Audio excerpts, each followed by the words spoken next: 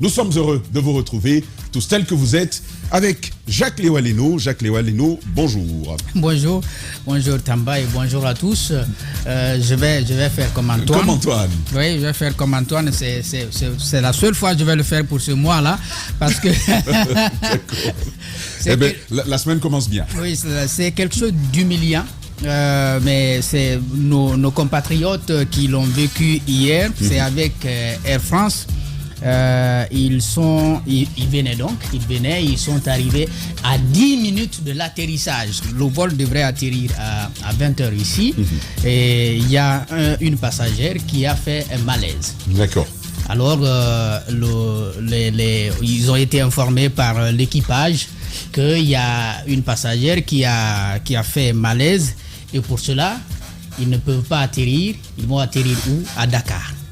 Ils vont faire retour jusqu'à Dakar, où ils vont rester jusqu'à 23h pour revenir.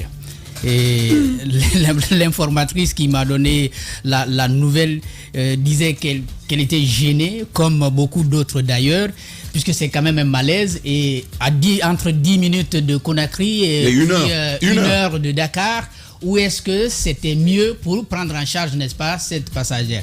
Mais peut-être que tout simplement cela voudrait dire que la compagnie n'a pas confiance en nos services de santé. La compagnie n'a pas confiance, si vous voulez, à toute la sécurité qu'on pourrait imaginer en termes de prise en charge pour quelqu'un qui est en voyage. Je crois que ça nous interpelle davantage. Tu as confiance, toi, à ton système de santé? Oui, bon, j'ai confiance. En tout cas, je pense que je ne sais pas c'était quel type de malaise, mais voilà, c'est certainement ça la question. Non, si on n'a pas la possibilité au niveau des hôpitaux publics auxquels on n'a pas confiance pour, si vous voulez, pour le manque d'équipement et puis peut-être la qualité même du service, je crois qu'il y a aujourd'hui des cliniques ici qui offrent des services de qualité et qui peuvent prendre certaines pathologies en charge, quelle que soit parfois la complexité. Mais encore une fois, quel que soit le malaise, en tout cas, je me dis qu'on était beaucoup plus sûr à 10 minutes qu'à 1 heure. Il y avait plus de chances de la sauver en atterrissant, voilà. Plutôt qu'en retournant à mais Dakar. Ça nous interpelle. Le message, il est quand même violent. C'est très violent. Il est quand même violent, mon cher. Non seulement bonjour à tous. Voilà, bonjour, ouais. Non seulement... Est-ce que tu me permets... Diadia, bonjour. Bonjour Tamba, bonjour à tous. Merci d'être des nôtres. Bonjour Antoine.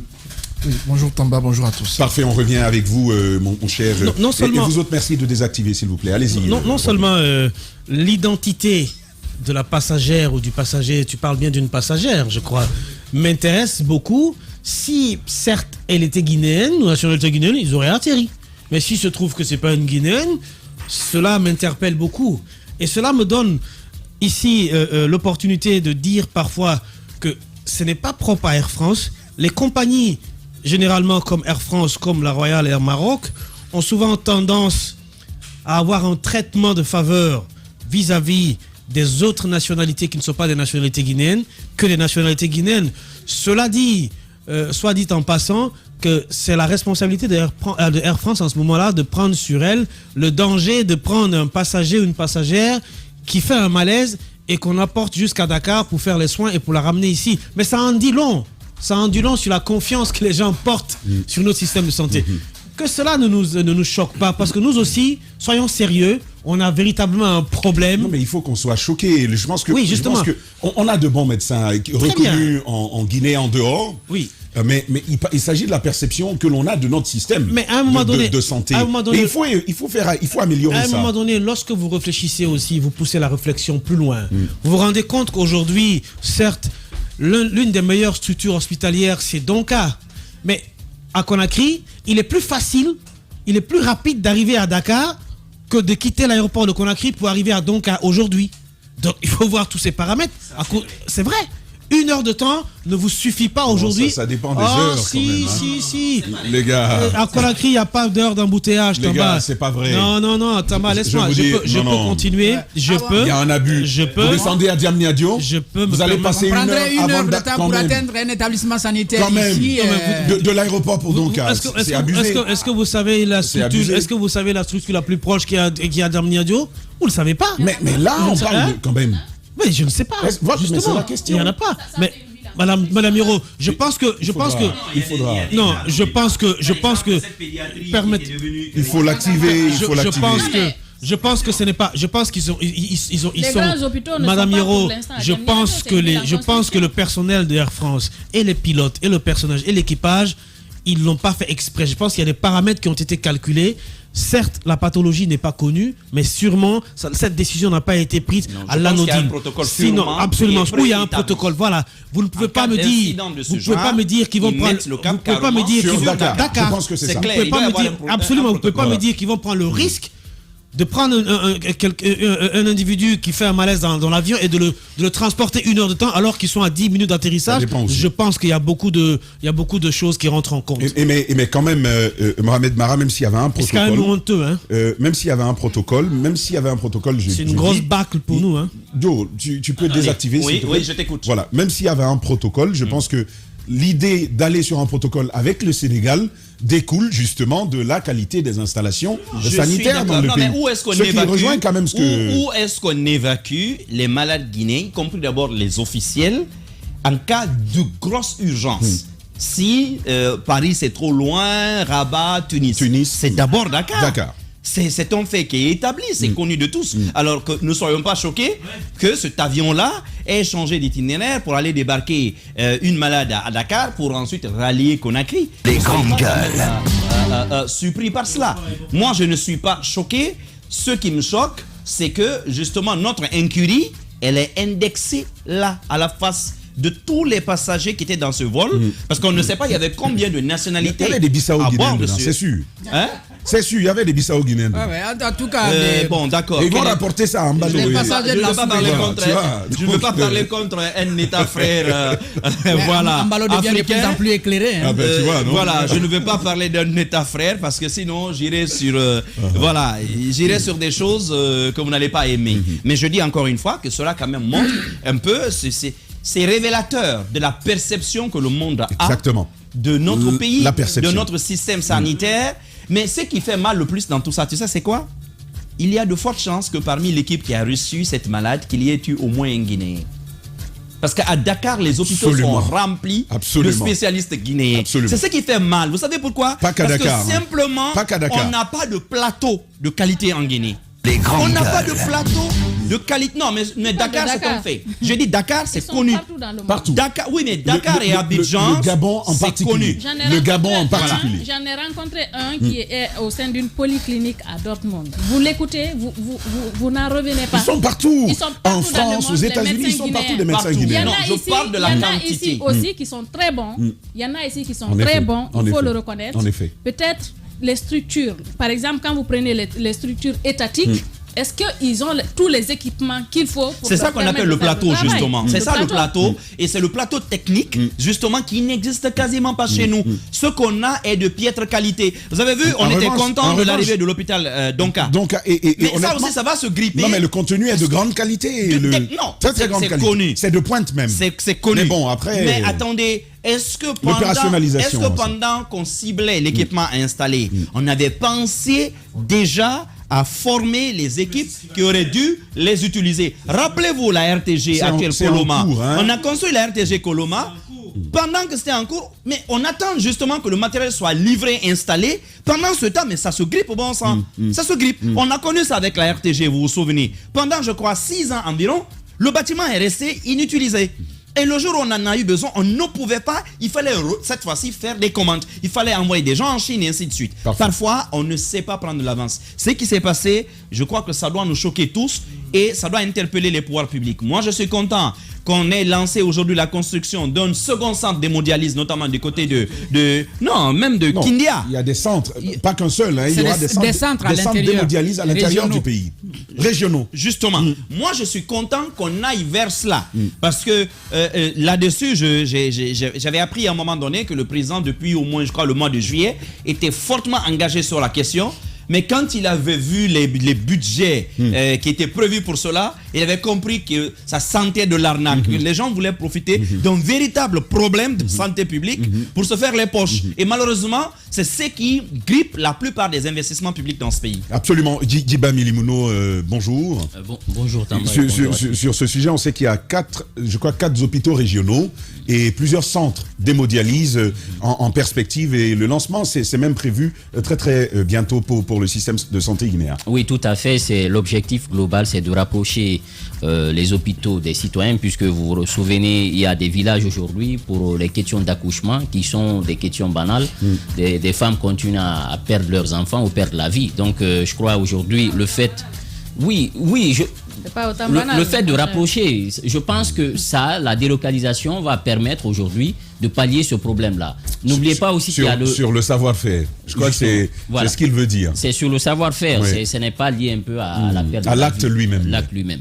Donc, vous avez aussi la question du ratio d'un médecin par district, par préfecture et tout ça. Donc, ça va venir résoudre cette question. C'est vrai que c'est une question structurelle qui va prendre du temps. Mais en attendant, je pense qu'il faut saluer cette idée-là. Sauf que ce qui se passe du côté du Sénégal, ça s'est passé dans d'autres pays, des Guinéens qui quittent ici pour des soins de qualité. Ça veut dire qu'il y a une nécessité aujourd'hui d'investir sur le système sanitaire guinéen, puisque, comme on dit, le budget quand même a augmenté. Au-delà de cette volonté chiffrée, il faudrait que la politique aussi sanitaire change. Les grandes gueules. Le cas de Niasdine continue à attirer l'attention des citoyens. On se pose la question jusqu'à présent, qu'est-ce qu'on attend pour réhabiliter cet autre hôpital qui compose un CHU avec Donka, puisque ce sont les deux combinés qui forment aujourd'hui un CHU. Donc, Donka aussi, qui finalement a été une gestion déléguée, mais à ce niveau, jusque-là, le démarrage aussi se pose avec acuité. Est-ce que c'est parce que l'État, jusque-là, n'a pas respecté sa part de contrat dans cette convention? Je crois que les services ouvrent progressivement. Progressivement. C'est vrai, c'est dit dans la convention que après la signature, puisque le projet, globalement, ça fait environ 28 millions de dollars, et donc après la signature, l'État devait s'acquitter d'abord de 5 millions de dollars comme première tranche, sans compter que dans les responsabilités, c'est à l'État non seulement de maintenir l'entretien des équipements, de les fournir, mais aussi les produits. Est-ce que tout cela aujourd'hui est effectif? Certes, on aura peut-être une communication du côté de Donka qui peut être une chance pour pouvoir quand même attirer beaucoup de Guinéens au lieu qu'on continue à payer les billets d'avion et sortir du pays. C'est un sujet sur lequel on viendra. Ces semaines dernières, Diadia devait recevoir le ministre qui, finalement, en vertu de son calendrier, a dû remettre ça Je voulais juste dire une chose rapidement sur Niasdine. On est sur un dossier d'enquête concernant Niasdine, puisqu'on nous parle du contrôleur général du service cardiologie. D'accord. Il règne là-bas maître. Ils ont équipé une salle avec un financement extérieur pour des cas d'urgence. Lorsque vous venez, il faut qu'il y ait toutes les commodités parce que les autres salles, on ne peut plus installer les gens dans les salles communes. C'est pas approprié, sans compter que l'hygiène n'y est pas. Donc, ils ont aménagé une autre salle avec des commodités, sauf qu'il fait payer cette salle à hauteur de 2 millions de francs guinéens, 2,5 millions. Par malade, il y a eu une dame qui a fait un arrêt cardiaque et qui est tombée en syncope. Finalement, elle a été réanimée. Et on a demandé à ce qu'elle soit installée dans la salle en attendant le traitement pour ne pas la mettre dans la salle commune avec les autres malades. Sauf qu'il a rejeté en bloc cette demande des médecins. Et aujourd'hui, beaucoup se plaignent de la pratique du contrôleur général du service cardiologie. Nous sommes en train de pousser les enquêtes, sans compter le cas, on aura le nom dans les prochains jours, sans compter qu'au-delà de ça, la question de ces stagiaires revient toujours devant de la scène. Ils continuent à se plaindre. Tant qu'on n'a pas une politique bien établi, je vous assure, on peut faire des infrastructures, mais on va continuer à payer des billets d'avion à coups de millions pour aller se soigner à l'étranger. Un sujet qu'on suivra. Antoine Kourouma, on parle d'équipement, on parle de qualité de plateau, mais je me pose cette question. Et si la médiocrité était volontairement entretenue pour que le privé prospère dans le domaine de la santé en Guinée? Médiocrité. Il est calme, hein? Oui, médiocrité, je ne le dirais pas ainsi parce que je pense qu'il y a quand même des efforts fournis pour l'amélioration. Nous tous, on a dit ça. Sur le plan sanitaire. Et je l'ai toujours dit, et moi, je suis de ceux-là qui pensent que la Guinée a d'excellents médecins, contrairement à ceux qui pensent parfois que notre système de santé est pourri. Et le système... Il n'est pas pourri? Il a été longtemps dans un état inquiétant, mais il faut tout de même admettre qu'il y a une certaine amélioration au niveau des conditions sanitaires dans les hôpitaux. Les médecins sont de qualité pour la plupart, sauf que l'espace qu'on leur offre souvent n'est pas approprié, n'est pas souvent le bon. Moi j'ai pu, à travers certains parents ou certains proches que j'ai pu suivre, qui avaient des maux ou des malaises parfois, lorsque vous voyez le traitement qui leur est réservé dans les hôpitaux, quand tu échanges avec un médecin, tu te rends compte qu'il y a la volonté, qu'il y a les compétences qui sont là, mais souvent on ne leur donne pas les moyens qu'il faut pour pouvoir mettre en exergue leurs compétences. Et à ce niveau-là, je me dis qu'il revient à l'État... C'est ça l'entretien de la médiocrité. Le médiocre, c'est aussi ça, les équipements. Quand l'État ne donne pas les fonds et qu'il est derrière les cliniques, on fait comment? Cette médiocrité, que tu le mettais à l'actif des médecins. Ah non, mais si c'est le cas... J'avais dit dès le début qu'on avait de très bons médecins.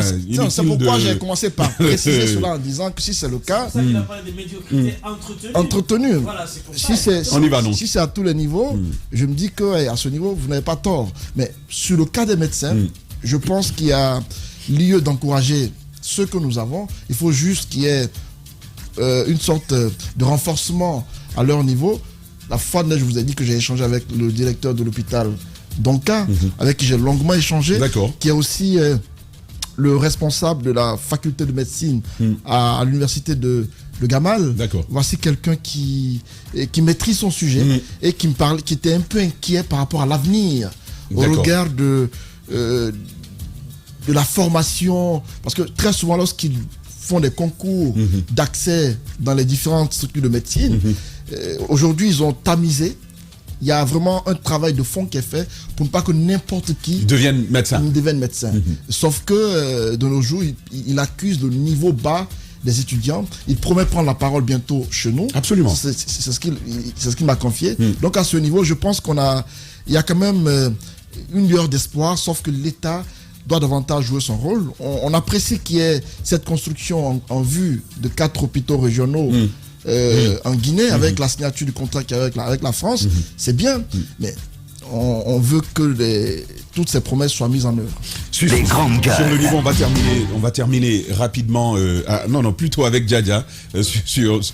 Vas-y, plus rapidement, s'il te plaît. Je voulais juste rappeler qu'aujourd'hui, cette fuite de cerveau n'est pas propre à la Guinée. Vous parlez des médecins guinéens qui existent partout. Si vous partez en France, en Allemagne, tu vas dans une clinique, tu vas voir, il y a des bons médecins tunisiens, marocains, etc. qui exercent là-bas. Mais aujourd'hui, la plupart des pays, sénégalais même, la plupart des pays sont aujourd'hui dans une politique et puis, de tu retour. Sais, avec Covid, mais tu sais, avec Covid, il y a comme une sorte de remplacement.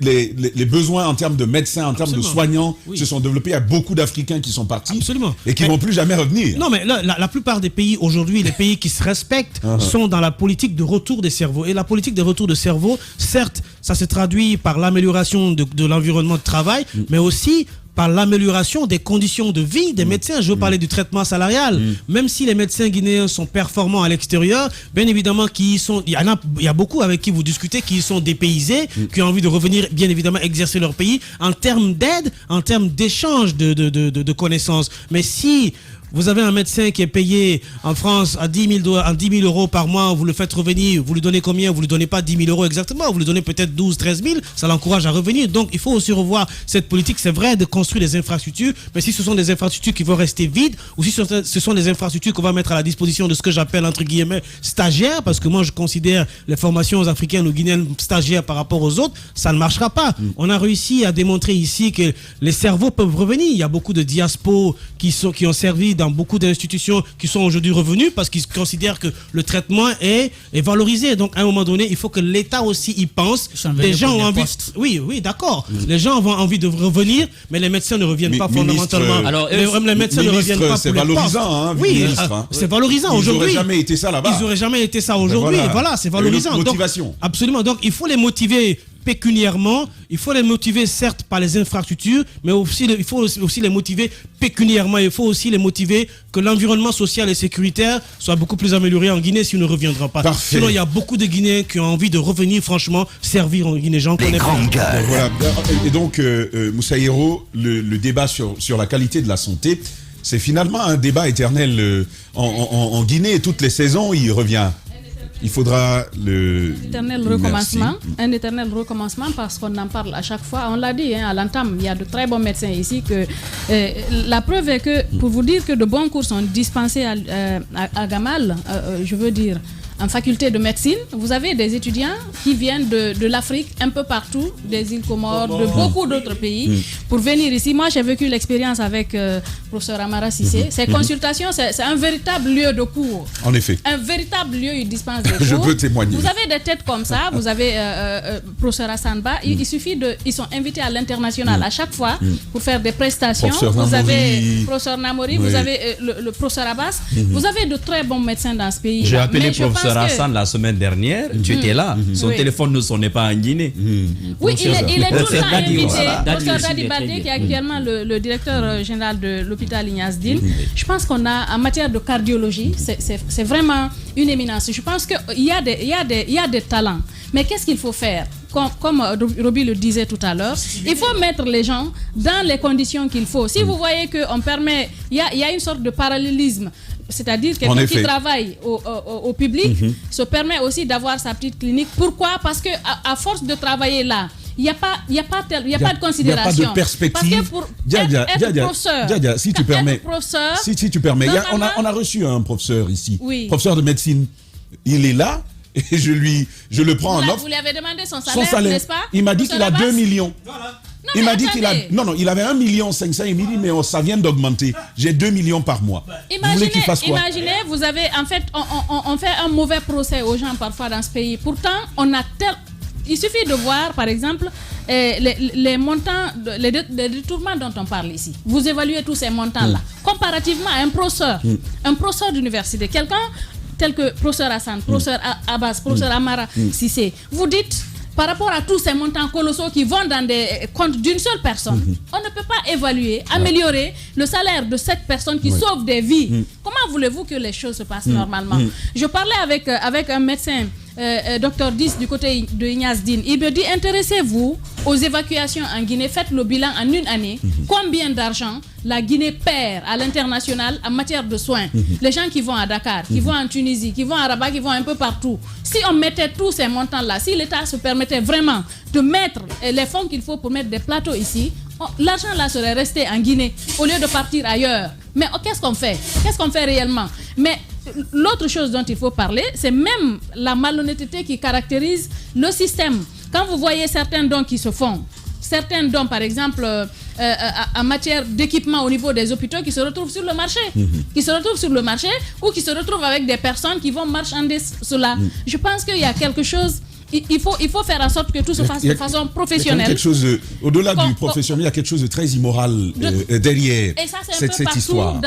Un peu partout dans le système en République de Guinée, pas qu'en médecine, n'importe quel département que vous prendrez, vous allez vous retrouver face à une situation comme ça qui n'honore pas réellement le pays. Problème éternel, problème de la moralité, problème de conscience professionnelle, mais aussi problème de motivation professionnelle. Diba, 30 secondes, s'il te plaît. Elle parlait de quelque chose de très important tout à l'heure, c'est la question de la spécialisation. Vous savez, aujourd'hui, quand vous faites un AVC à l'intérieur du pays, c'est fini. On est obligé de vous emmener à Conakry. Vous comptez au bout des doigts aujourd'hui les neurologues. Donc ça veut dire que ils sont pas nombreux. Et ceux de qualité, justement, ont quitté le pays. Pour plusieurs raisons. C'est qu'il n'y a pas de mesures incitatives, justement, qui puissent les redistribuer à l'intérieur du pays. Donc tout le monde, pratiquement, ils sont tous agglutinés dans les cliniques privées et dans les hôpitaux publics de Conakry. C'est cela. Ça, c'est l'autre gros problème. Il n'y a pas de mesures. Ils ont quoi en allant s'installer à l'intérieur du pays? Ça viendra. Et d'ailleurs, je disais, donc, si vous faites un arrêt cardiaque ou un AVC, vous êtes obligé de venir à Conakry, puisqu'il parle de mesures incitatives, mais ce n'est pas tout. Et pour pallier le problème, le service Ignace Gamal, l'université, avait créé un service des études avancées.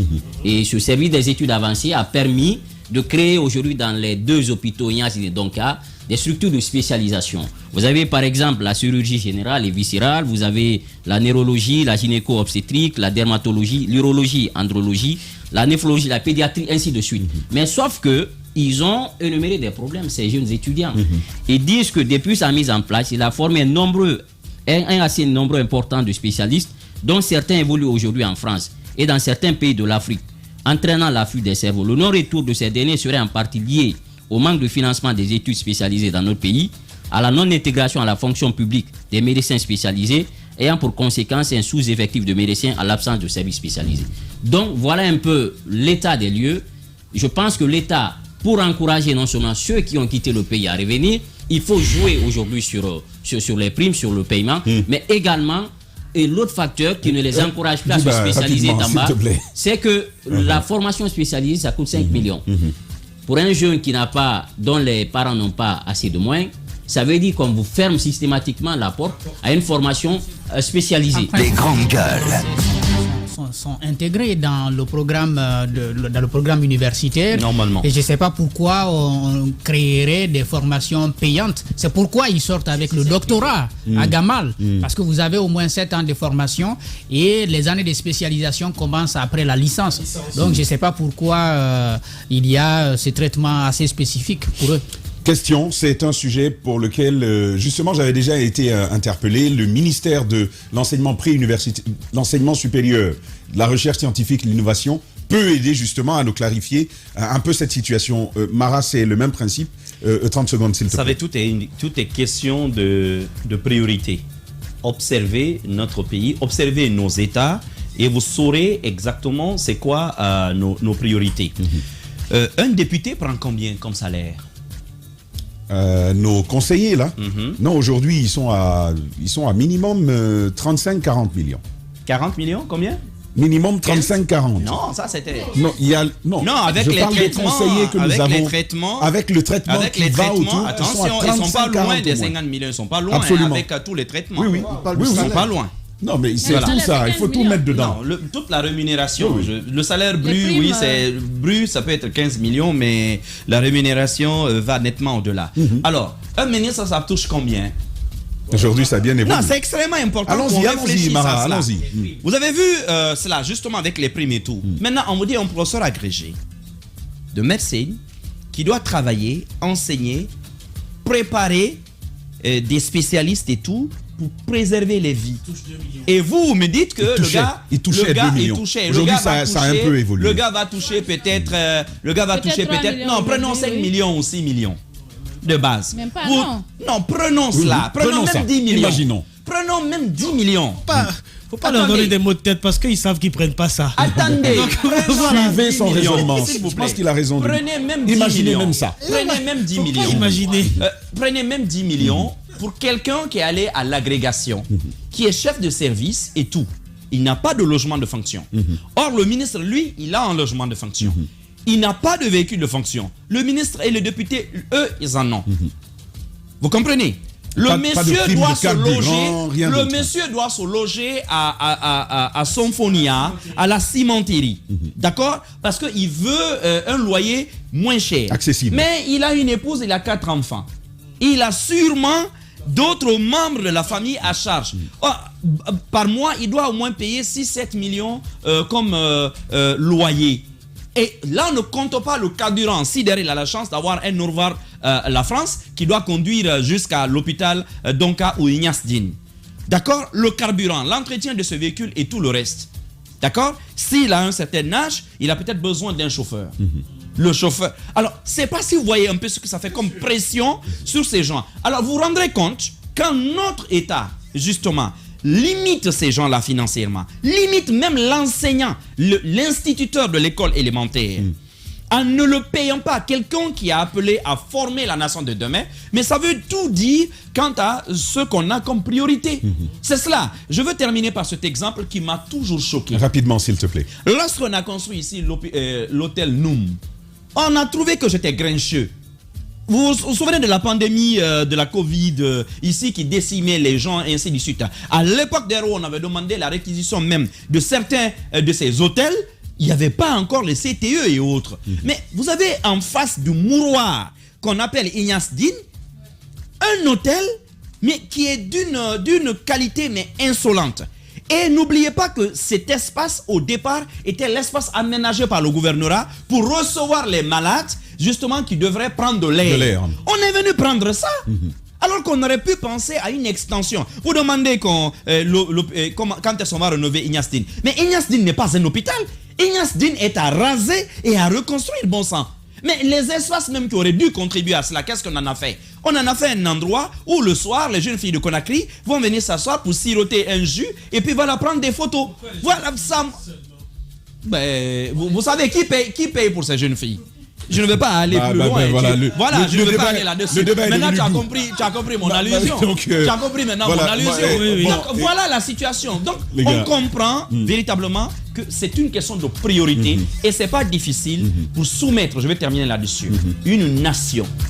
Pour soumettre une nation, pour la guider, pour la guider, la gérer comme bon nous semble, on n'a pas besoin de tuer des gens. Qu'est-ce qu'on fait?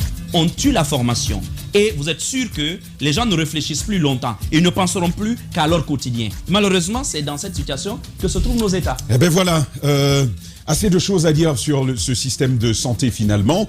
Pourquoi pas un débat thématique un de ces jours sur l'ensemble de la chaîne sanitaire en République de Guinée, les acteurs, l'État, les partenaires et pourquoi pas les patients eux-mêmes.